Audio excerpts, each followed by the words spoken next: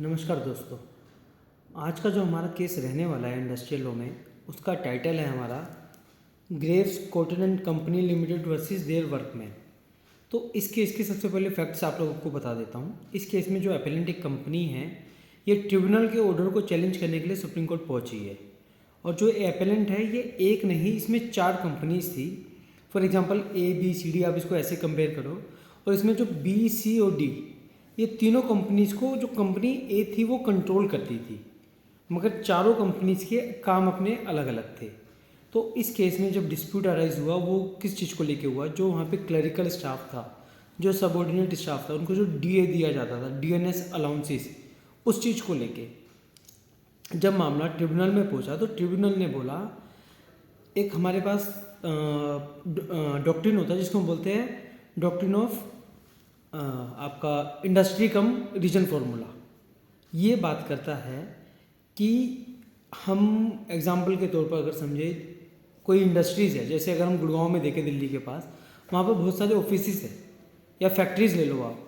तो वहाँ पे जो फैक्ट्रीज़ है जो एक जैसा काम करती है, एक जैसी चीज़ें मैन्युफैक्चर करती है, तो एक पर्सन को अगर वो किसी पर्टिकुलर फैक्ट्री में काम कर रहा है और उसको वहाँ पे इतनी सैलरी दी जाती है, तो हम एक्सपेक्ट करते हैं उससे बाकी इंडस्ट्रीज़ के साथ कंपेयर करके उसके आसपास में कि इतनी ही सैलरी कम से कम वहाँ पर भी दी जाए। ये बात करते हैं हम इंडस्ट्री कम रीजन फार्मूले की। तो इस केस में जब इंडस्ट्रियल ट्रिब्यूनल ने देखा कि जो 3 कंपनी मैंने आपको बताई, अपेलेंट में 4 कंपनी थी, जो 3 कंपनी थी उसको कंपनी ए कंट्रोल करती थी पूरी तरीके से। तो उस कंपनी को जो बाकी आसपास में जो कंपनीज थी उसके साथ जब कंपेयर किया गया, तो ये पाया गया कि ये लोग कम उसको DA देते हैं, DNS अलाउंसेस कम देते हैं।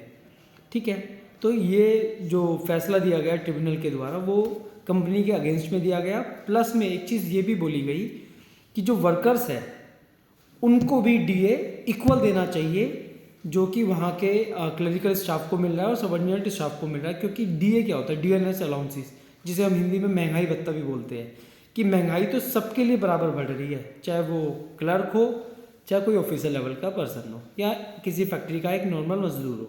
ये कहना था ट्रिब्यूनल का।